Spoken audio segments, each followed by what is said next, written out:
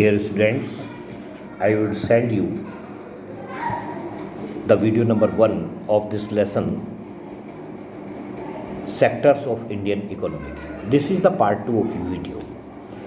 Type of production. It is often useful to aggregate the production that passes through the nation's maker into three broad classes called primary, secondary and tertiary. The primary sectors include the harvesting of natural resources, especially agriculture crops, fish, forest, minerals, the sources of energy such as coal, oil and natural gas. These provide foodstuffs, basic raw materials and power on which other production depends.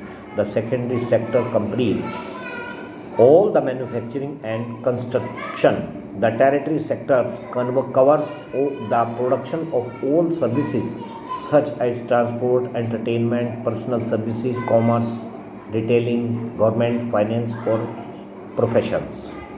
Interdependence of sectors. Economic activities are highly interdependent. Farmers produce sugarcane and sell to sugar mill. If farmers refuse to sell sugarcane to them, they will have to shut down their mill. Thus, industrial sector or secondary sector is dependent on primary sector. If industry refuses to buy sugarcane from the farmers, then farmers will have to bear heavy losses. The prices of sugarcane will fall. In this way, primary sector is also dependent on secondary sectors. How to could count the various goods of services and total production in each sector. Hundreds of and thousands of goods and services are being produced daily in each sector. It is almost impossible to count and add up each and every item being produced. This task is huge and enormous. To tide over this situation, economists have suggested that actual numbers of items of goods should not be counted and added up. Instead, the values of final goods and services should be used.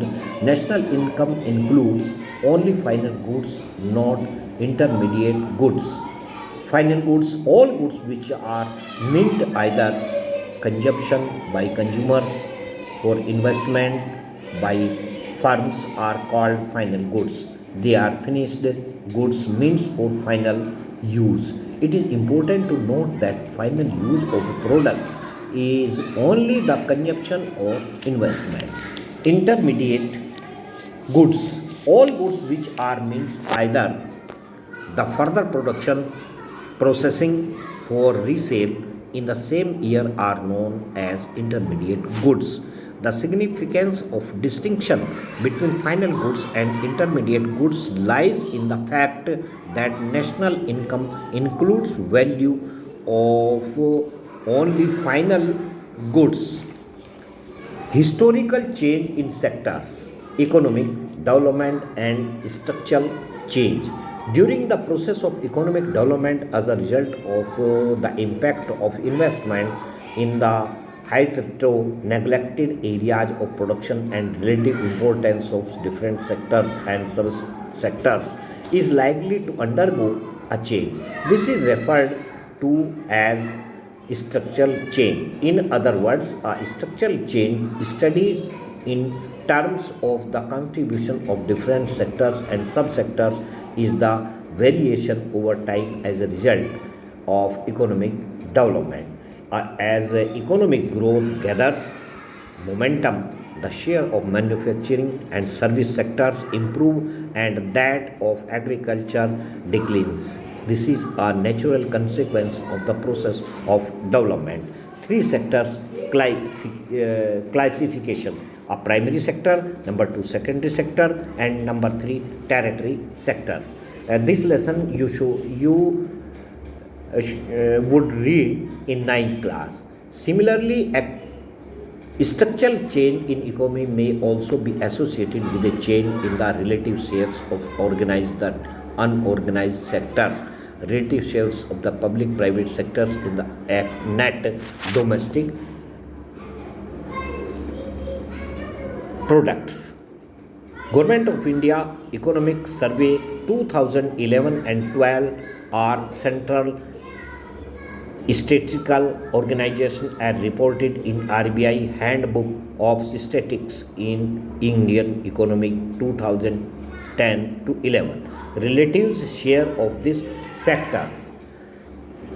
Large portion of the national income is obtained from the primary sector as an economy develops. The relative significance of the secondary and tertiary sectors rises whereas that of the primary sectors fall. Thus, economic growth is associated with rise in the share of the secondary and tertiary sectors and fall in the share of primary sector.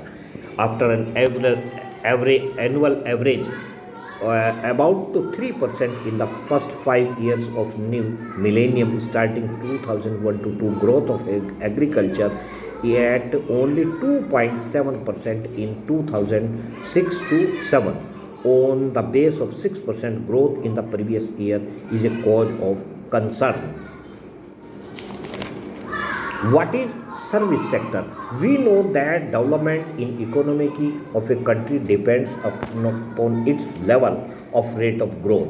The progress and prosperity of a country depends upon the development of its agriculture and industrial sectors. But these sectors need services and facilities like energy, power, transport, telecommunication, roads, ports, water supply, marketing, banking, insurance, technical training institute for their proper functioning. Without energy like electricity and power, the industrial production is not possible. Uninterrupted power supply is essential for this industry. Trade is also not possible without the facility of road, rail, waterways, and air transport. Industries need finance for working capital and agriculture sectors for inputs. This was the video for you, and we will send I will send you the part third of video next day. Okay, thank you very much.